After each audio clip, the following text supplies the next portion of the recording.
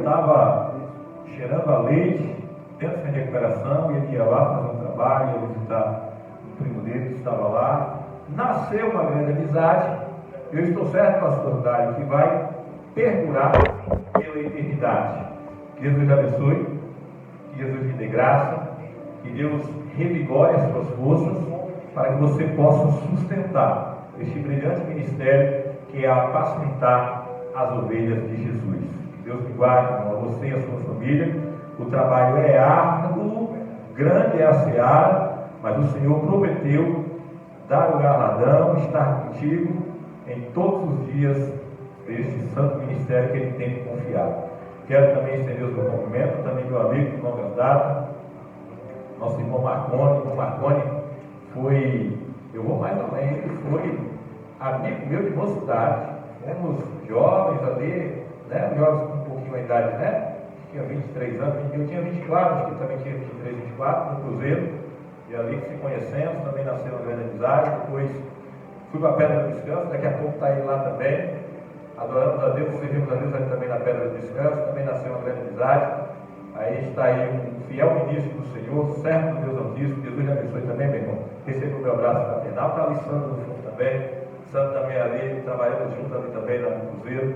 E enfim, foi bom estar aqui hoje, porque vemos velhos amigos. E eu tenho certeza que essa amizade vai continuar lá no céu. Estaremos no céu, na eternidade, louvando ao Senhor. Os demais irmãos, o Helder, receba aí o meu abraço fraternal também, em nome de Jesus. Sem mais delongas, o tempo não nos espera. Por favor, abra a sua Bíblia no Evangelho de Jesus Cristo, segundo escreveu Marcos. Evangelho de Jesus Cristo, segundo escreveu Marcos, capítulo 4, versículo 35 a seguir. Eu estive terça-feira, estava na cidade de Itaberaba pregando, e aí ontem voltei para poder atender esse convite, e agora de madrugada já estou viajando de volta para poder trabalhar, mas o Senhor é conosco. A gente tem, como disse o pastor Dário, eu não me preocupo se a igreja é grande, se a igreja é pequena, se é para pregar para 100, se é para pregar para 1, o importante é que o Evangelho de Jesus seja pregado. Jesus é o nosso modelo. Tem pregador que não pode pregar em igreja pequena, tem pregador que não prega se não tiver oferta, tem pregador que não prega se não tiver movimento, mas o meu Jesus me ensinou a pregar para uma multidão, e quando houve necessidade, ele pregou para uma só, como foi o caso da mulher samaritana. Então, ele é o meu mestre, eu sou discípulo, e eu tenho que seguir os passos do meu Jesus, senão, eu sou discípulo de Jesus. Então, abra sua Bíblia, por favor, 4,35 de Marcos, que diz assim: naquele dia, sendo já tarde, sendo de noite, disse-lhe Jesus: passemos para outra margem. Deixando a multidão, ele o levou consigo, assim como estava no barco. Havia também com ele outros barquinhos. Ora, levantou-se uma grande tempestade de vento, e as ondas se arremessavam contra o barco, de modo que já estava a encher o barco. Jesus estava na popa, dormindo sobre uma almofada. Os discípulos o despertaram, dizendo: Mestre, não importa que pereçamos. E ele, despertando, repreendeu o vento e disse ao mar: cala-te, aquieta-te. Então o vento se aquietou e houve uma grande abundância. E disse-lhe aos discípulos: por que sois tão tímidos? Ainda não têm fé? E eles sentiam um grande temor e diziam uns aos outros: quem é este que até o vento e o mar lhe obedecem? Quantos podem dizer um amém por essa palavra? Queridos e amados irmãos, noiva do Cordeiro, cidadãos eleitos a morar na Nova Jerusalém, Evangelho de Jesus Cristo, segundo escreveu Marcos, aonde retrata uma história que é conhecida de todos nós. A Bíblia diz que já era noite, já era tarde. Jesus já havia ministrado e ensinado durante todo o dia, e juntamente com ele, os seus discípulos. A cena, a história se retrata de frente ao mar da Galileia, e ali está o mestre e os seus discípulos, o professor e os seus alunos. Aquela noite seria uma noite especial. Aquela noite seria a noite onde o professor aplicaria uma prova surpresa aos seus alunos. Ele já havia ensinado de forma teórica como adentrar e persistir no reino de Deus. Mas nesta noite, a prova seria prática. O professor colocaria na prática a fé dos seus alunos. Quando os discípulos imaginavam o pastor Marconi, que iriam descansar e repousar à margem do mar da Galileia, Jesus percebe que a obra do Pai não podia parar. E ele, de frente ao mar da Galileia, ouviu gritos de desespero. Ouviu gritos de uma alma afligida por Satanás. Do outro lado do mar da Galileia estava o homem de Gadara, o homem que estava sendo oprimido pelo diabo, o homem que não estava mais no seio da sua família, mas estava morando dentro de um sepulcro e aprisionado por uma legião de demônio. Quando Jesus ouve o pedido do socorro, ele olha para os seus discípulos e diz: embarquem em descanso, entremos no barco e passemos para o outro lado do mar. A Bíblia diz que os discípulos ouvem a voz do seu mestre, obedecem a voz do seu mestre e entram dentro do barco junto com o mestre. A Bíblia diz que em meio à viagem se levantou uma grande tempestade de vento. Eu quero titular essa mensagem, eu quero dar um tema a essa mensagem. O tema dessa mensagem é: como enfrentar as tempestades da vida.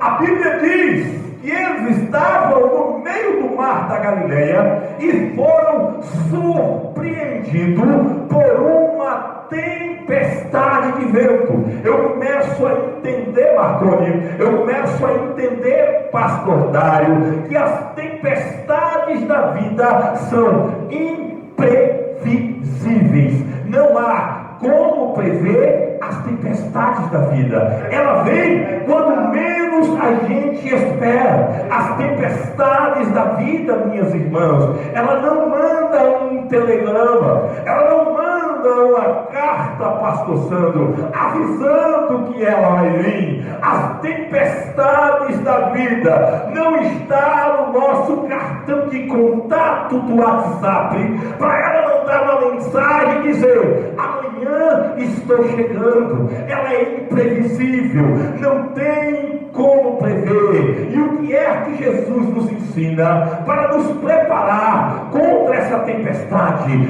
Temos que estar preparados, temos que estar lúcidos, temos que ter a nossa mente aberta para saber que a qualquer momento uma tempestade irá bater na nossa porta. Escute isso, a Bíblia diz, pastor Marconi, que Paulo estava preso em cárcere domiciliar em Roma, mas a Bíblia diz que, embora ele estava preso, a sua comunhão com Deus estava aberta. As portas do céu estavam abertas sobre a vida do apóstolo Paulo, e a Bíblia diz que ele recebeu uma revelação de Deus, e nesta revelação Deus o revelou que Satanás, a antiga serpente, o dragão, o Apolion, o Mamon, o coisa ruim, havia preparado uma cilada para a igreja de Éfeso. Então o apóstolo senta na sua escrivaninha,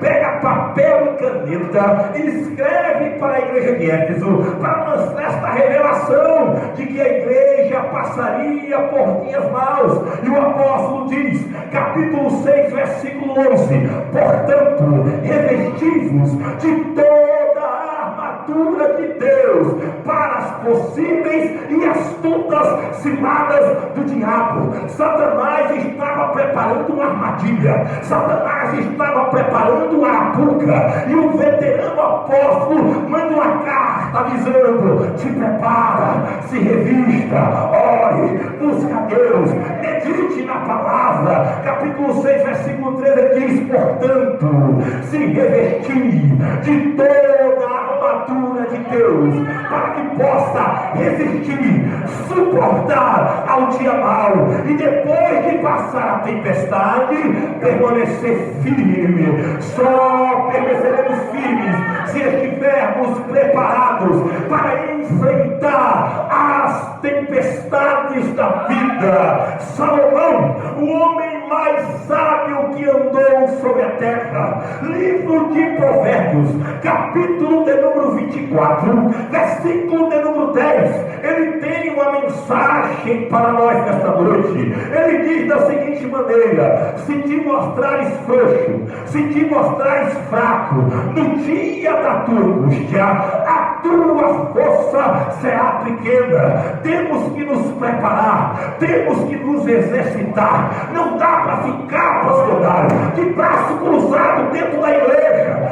Deixa eu te dizer uma coisa: há um evangelho falso se pregando por aí, um evangelho sem cruz, um evangelho sem luta, um evangelho que não tem tempestade, um evangelho que com Jesus não tem sofrimento. Deixa eu te dizer uma coisa: Jesus não chamou a gente para um parque de diversão para se divertir. Jesus não chamou a gente para um circo para dar risada. Jesus não chamou a gente para ficar num resort, esticado numa rede, tomando água de coco e comendo bolinho de fubá. Não. Paulo nos mostra na carta de Éfeso que Deus nos chamou para a guerra, nos chamou para a batalha, e a igreja do Senhor é o único exército que só avança de joelho, de joelho, de joelho, de joelho, de joelho. Escute isso.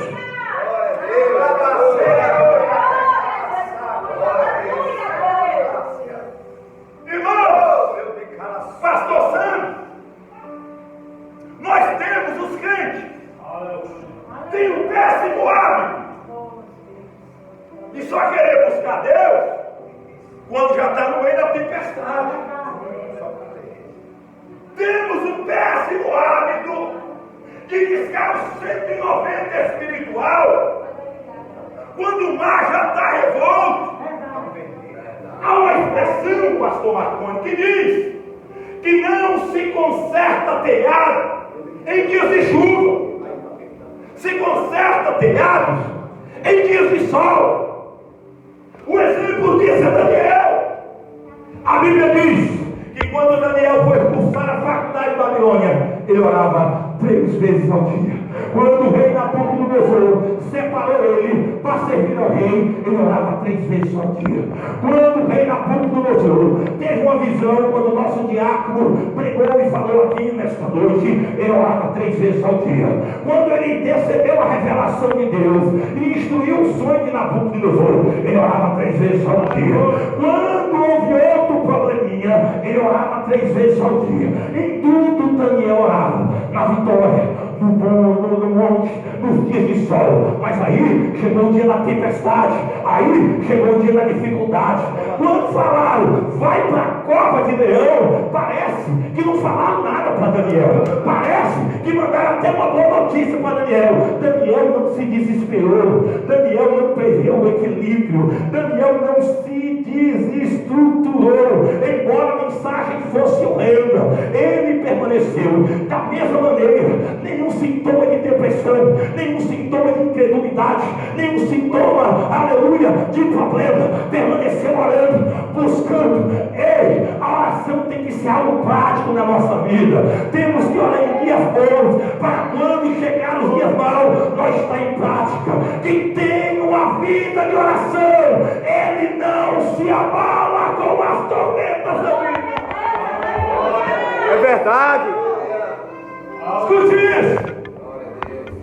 Paulo escreve aos irmãos de Filipos, carta de prisão. Por que carta de prisão? Está preso.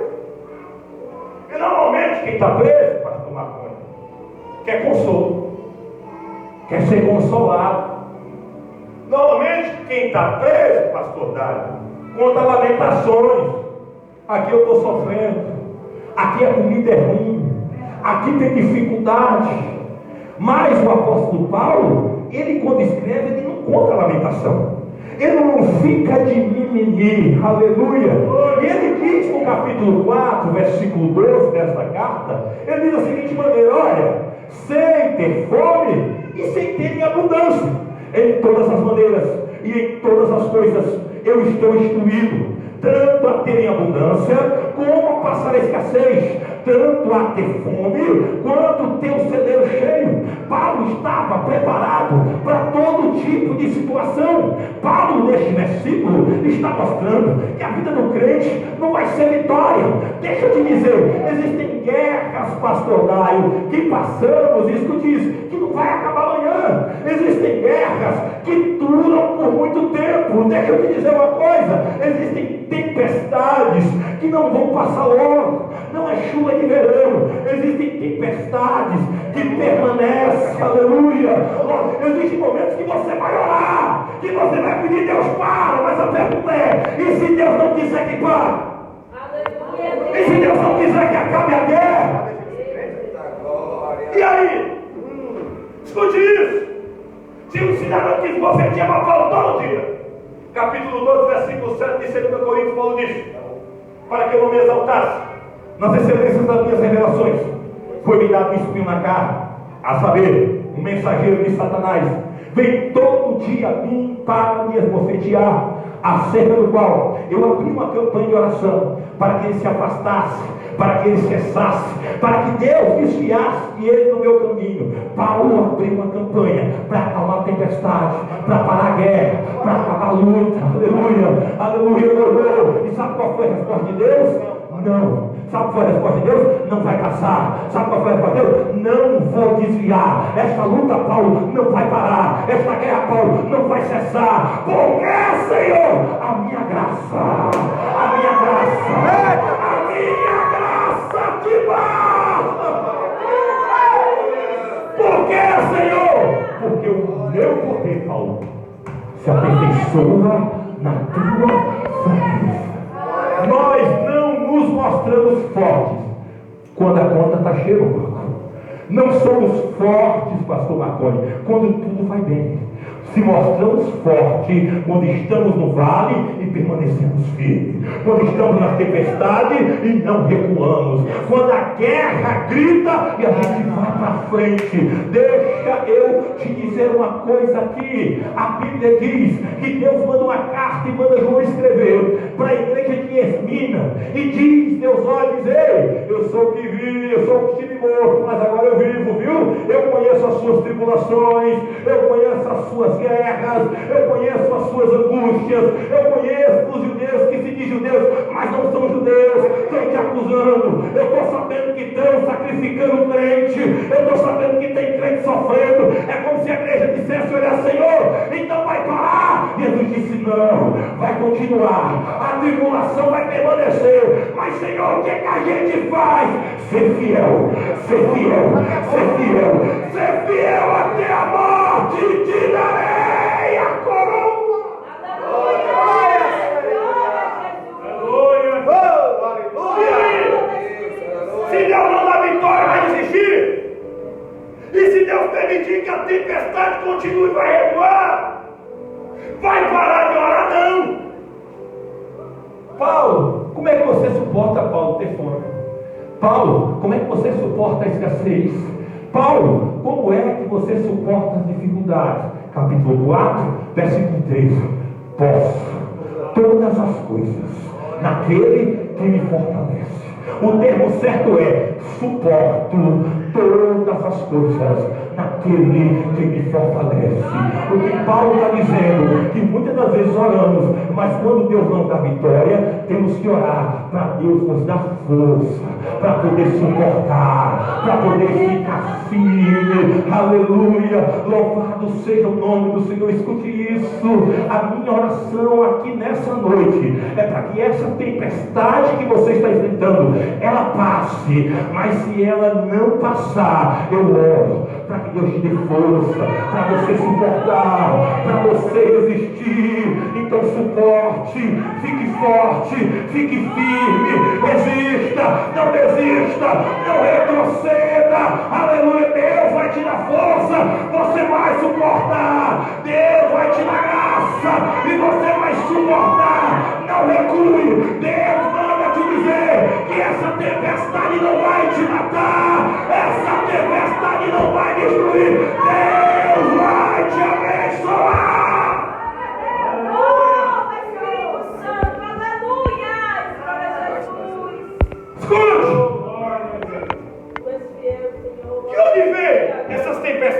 Irmãos, foi perguntado para o reverendo da cidade do Pernambuco. O crente lá chegou, o tal vizinho, e falou: pastor, o que é mais importante na vida do crente? Orar ou ler a Bíblia? Ele respondeu com retórica, pastor Marconi: o que é mais importante para o passarinho voar? A asa da direita ou a asa da esquerda? Sabe o que ele quis dizer? Oração e palavra. Palavra e oração. Tem crentes que só oram, não quer saber, o negócio dele é oração. Aí sabe o que acontece quando o crente só ora e lê a Bíblia? Espiritualiza tudo. Vê demônio na Coca-Cola, vê demônio no pneu que fura, vê demônio no momento do carro, vê demônio em tudo quanto é lugar. Quando ele lê a Bíblia demais, ele ora, ele vira ortodoxo, Satanás. Vê pecado em tudo. Só ele é perfeito, só ele é o dono da verdade.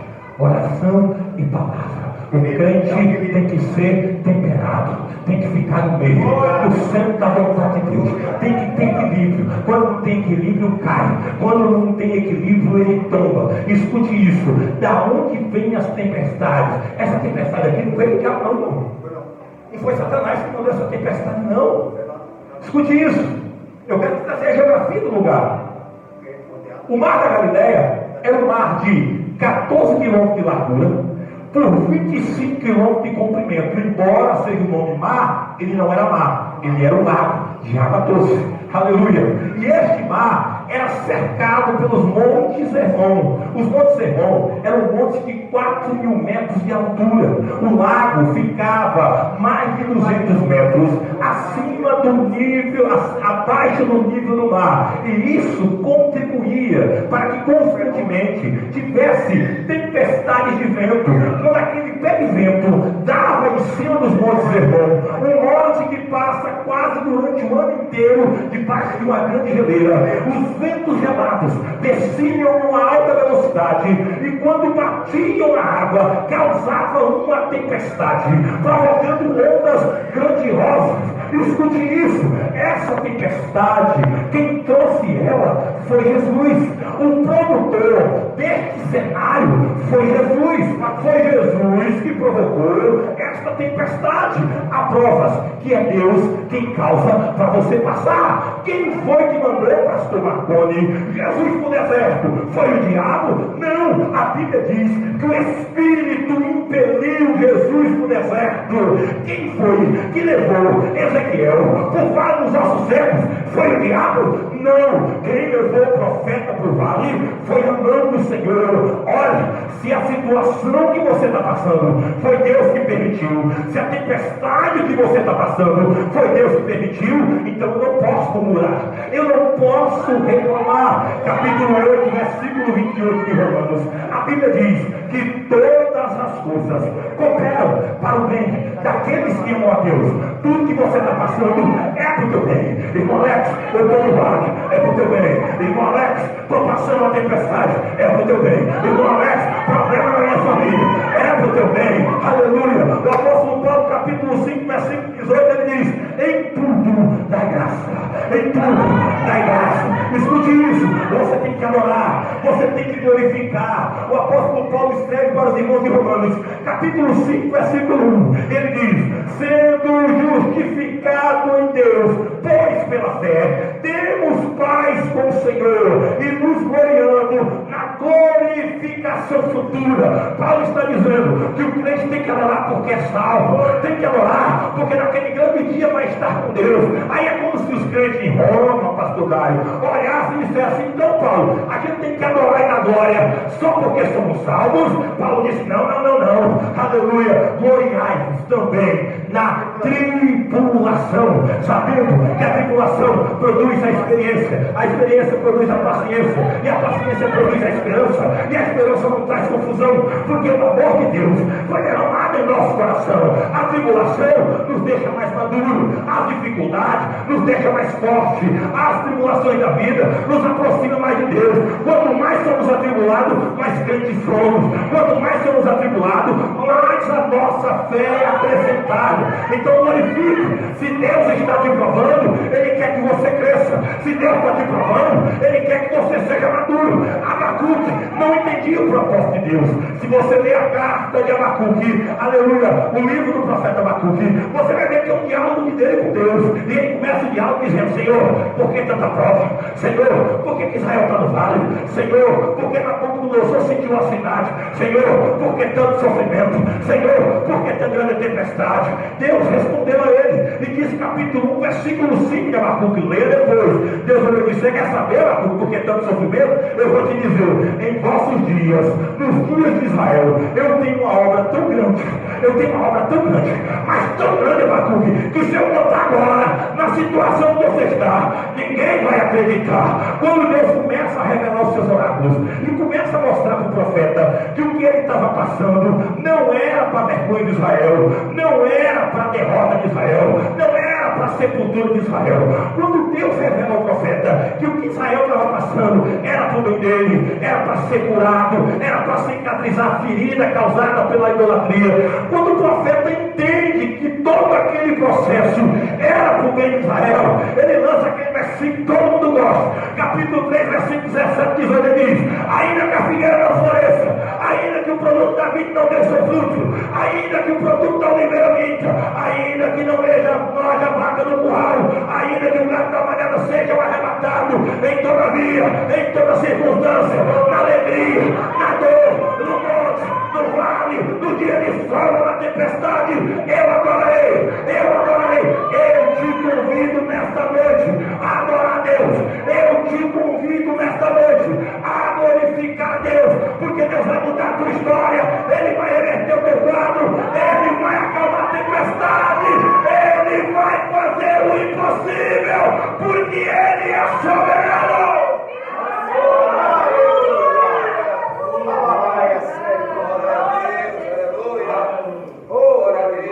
Outra pergunta que falei: por que Deus permite essas tempestades? A Bíblia, pastor, ela interpreta a Bíblia.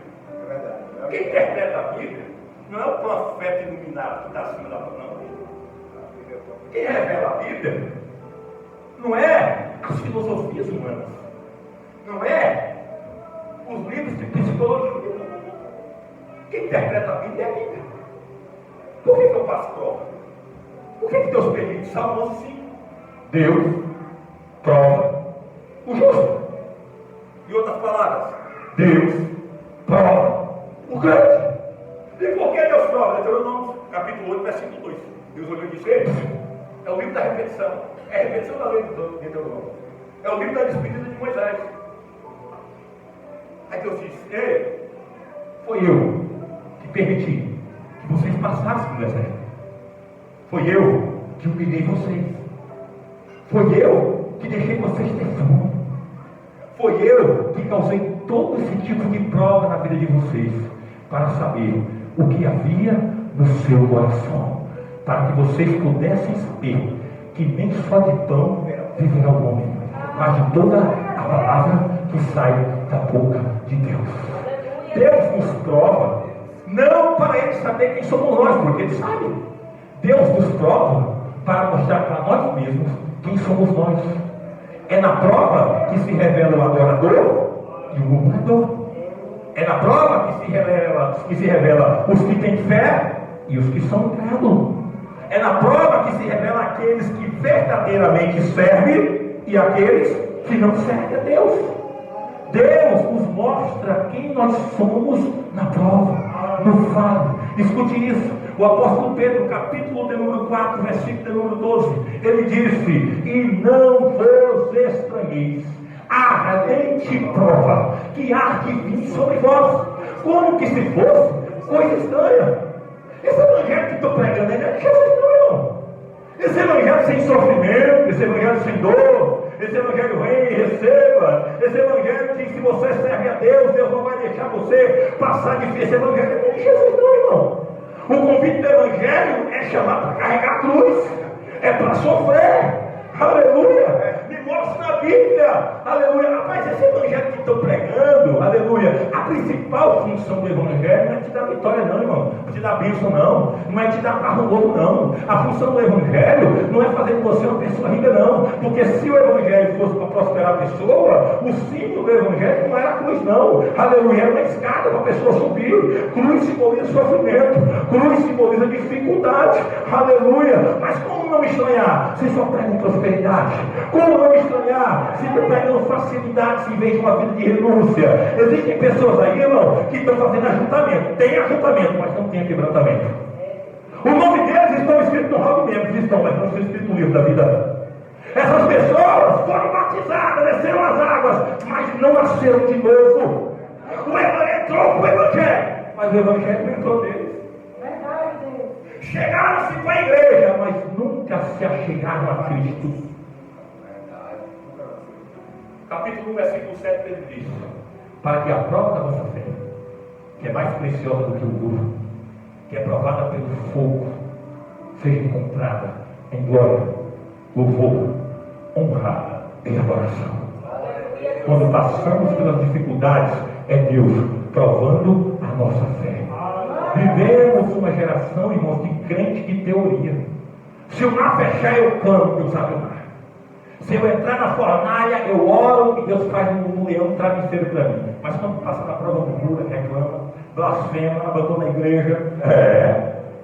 Deus prova a nossa fé. Uma fé que não é provada, pastor Sandro, não é confiável. Russell Shedd, teólogo americano, ele diz que a nossa fé é comparada a um músculo. Um músculo que não é exercitado, ele fica ressequido, ele fica amado, ele fica fraco. Mas quando a fé é exercitada, ela fica forte, ela fica poderosa, ela fica cascuda. Aleluia. Ele compara a fé do crente ao ouro que precisa ser purificado. Aleluia. O ouro, o cara que prova o ouro, ele coloca uma ferramenta e coloca o ouro no fogo. Toda vez que ele coloca o ouro no fogo, ele olha para tirar as impurezas. Quando ele vê que não está refletindo a sua face, ele coloca de novo, porque ele sabe que não está bom ainda. Ele coloca no fogo. O fogo aqui é o vale, o fogo aqui é a dificuldade, o fogo aqui é a tempestade. Deus é o dono do ouro, ele está provando a nossa fé. E cada vez que ele nos coloca no fogo, ele quer nos impurar das mazelas, da murmuração, da arrogância. As provas, pastor Dário, deixa a gente humilde. A prova deixa a gente manso. Deus coloca e ele olha. Enquanto não refletir a sua imagem e a sua semelhança, ele põe o fogo. Aleluia. E quando ele levanta, que está refletindo a sua imagem, a sua semelhança, aleluia, ele tira na prova. Deus está te permitindo passar na prova, porque ele quer forjar o seu caráter, ele quer acrescentar a sua fé. Pedro diz, para que a prova da sua fé seja encontrada em glória, em louvor, em honra a Deus. Está na prova, glorifica. Está precisando do Espírito, glorifica. Deu um lamento do diabo, ele apostou todas as fichas que você ia murmurar, mas você chegou aqui hoje e disse: eu vou adorar. Está doendo, mas eu vou adorar. Está apertando, mas eu vou adorar. Deus levantará do céu e estenderá a mão dele sobre a tua vida. Ele vai te levantar, ele vai te pôr de pé. Eu profetizo o milagre de Deus na tua vida. Vou encerrar, pastor. 5 minutos me dê. Glória a Deus. Escute isso. Glória Começa a tempestade. Quero que você entre comigo dentro do barco. Imagine a atitude daqueles apóstolos. Eles tentaram seus recursos humanos, e é normal. Pastor Marconi, se ficamos doentes, usamos os recursos humanos. Vamos ao médico, vamos à farmácia. O nosso filho, a nossa filha se desviou, usamos os recursos humanos. Vamos conversar, vamos falar de Jesus. Com certeza esses discípulos tentaram controlar a situação. Haviam 4 pescadores dentro do barco, pessoas experientes. Pedro, eu acho mais experiente deles. Eu não sei qual dos 4 era mais velho, eu não pesquisei, mas eu acredito que Pedro fosse o mais experiente. Com certeza ele não tentou controlar aquela situação. Pedro tinha experiência com tempestades. Ele conhecia aquele lago com a palma da sua mão. Aquele lago era o local de trabalho. Durante anos Pedro enfrentou tempestades e todas elas ele conseguiu controlar, porque senão não estava ali vivo. Ele conhecia aquele lago com a palma da sua mão. Ei, Às vezes, as tempestades se levantam da onde a gente menos espera.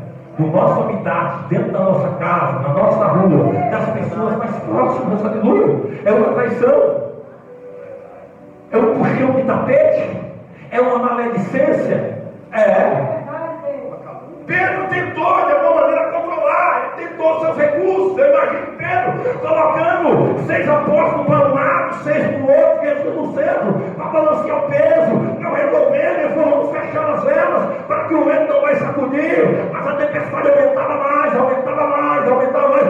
Fugiu do controle da mão de Pedro, fugiu do controle da mão dos discípulos. Talvez seja assim a tua vida. Você tentou recurso, você tentou do seu jeito, com o seu talento resolver, mas não deu certo. Fugiu do controle da sua mão. Tudo bem, pastor Mário? Pode fugir do controle da sua mão, pode fugir do controle da minha mão.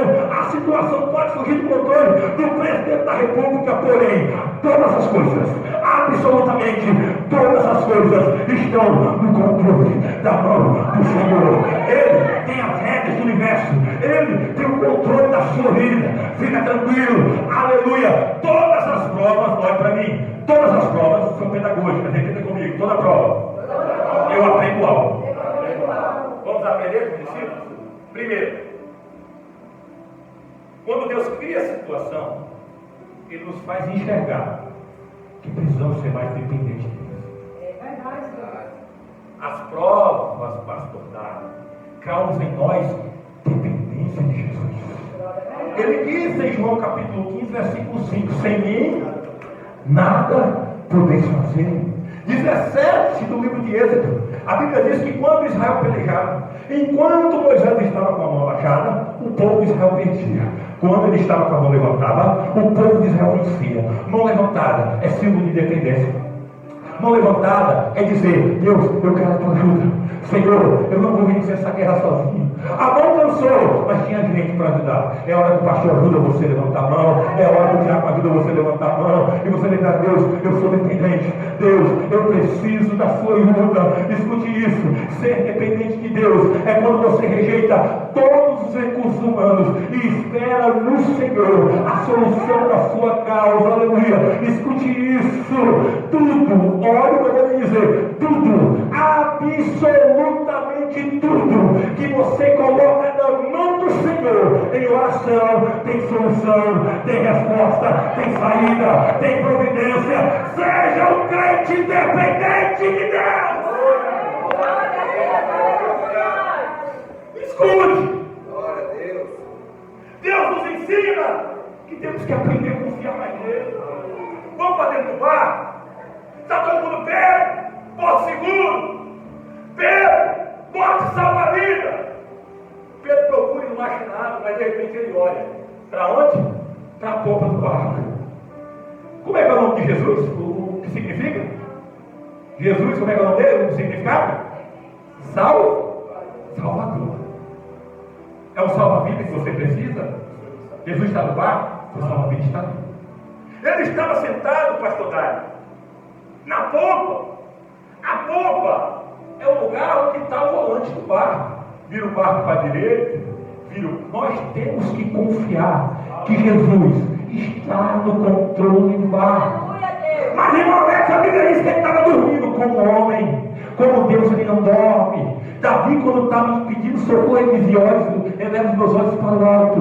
Da onde vem o meu socorro? O meu socorro vem do Senhor, que fez os céus e fez a terra. Ele não deixará vacilar o teu pé. Aquele que te guarda não dorme. Aquele que te guarda não cochila. Ele vai guardar a tua entrada, ele vai guardar a tua saída. Deus está lá no céu esperando a sua confiança toca nele. Ele está no controle do barco. Sabe por que o barco não afundou, Diaco? Quem era para estar ali? Seja sincero, quem era para estar ali na direção do barco, do lado do barco? Quem era para estar? Era Pedro. Quem era o pescador? Era Pedro. Quem conhecia o mar? Era Pedro. Quem conhecia o mar? Era Pedro. Quem conhecia a região? Era Pedro. Quem enfrentou mais tempestade naquele lugar? Foi Pedro. Sabe o que Deus está falando? Tem hora que você tem que dar a direção da sua vida. Glória a Deus. Aquele barco nosso todo, porque quem estava na direção do barco não era João. Aquele barco não afundou, porque quem estava na direção do barco não era Tiago. Aquele barco não afundou, porque quem não estava na direção do barco era Pedro. Aquele barco não afundou, porque quem não estava na direção do barco era Tomé. Quem estava na direção do barco era Jesus Cristo de Nazaré. E quando Jesus ele está na direção do barco, não tem tempestade, não tem iceberg, não tem navio pirata. Deixa Jesus no controle da tua vida, deixa Jesus no controle da tua casa. A Bíblia diz: entrega teus caminhos ao Senhor, confia nele e o mais ele fará. Confia! Ele está no controle da situação. Glória a Deus. Vou encerrar. Glória a Deus. Aleluia. Nos ensina as tempestades a ter fé, Marcos. A incredulidade é a pior causa da vida. A Bíblia diz que muitos pereceram no deserto por causa da incredulidade. As tempestades, irmãos, olha para mim, por favor, vou encerrar agora, que tem rosto para sul. As tempestades, às vezes, nos faz deixar de acreditar nas promessas de Deus. Às vezes, as tempestades nos criam um apavoro tal que não nos lembramos das promessas de Deus para a nossa vida. Olha aí. Lembra do que Jesus disse no começo do texto, quando ele entrou no barco? Ele disse: passemos para outra banda do mar. Jesus não chamou os apóstolos para o naufrágio. Jesus não chamou os apóstolos para eles perecerem no deserto. Sabe qual é o nosso problema? Deixamos de acreditar nas promessas de Deus.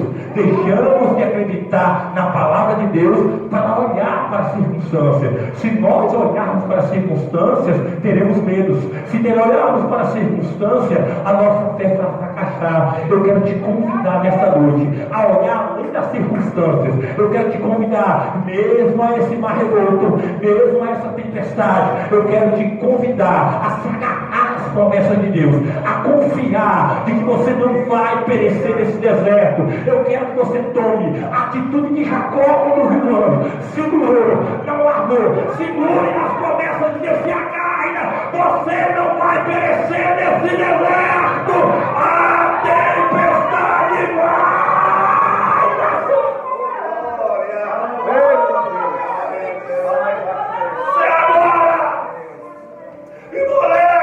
Tempestade está grande, ignore. E moleques, a dor está grande, ignore a dor. E moleques, as calúnias são grandes, ignore a calúnia. Resista, suporte. Deus investiu a ficha deles em você, Ele acredita em você. Suporte, se levante, faça que nem Pedro, vá até o mestre em oração e diga: mestre, não importa que eu pereça, não importa que eu sofra, mestre, me ajuda, mestre, me dá socorro. Deus se levantará na tua vida e dirá: tempestade,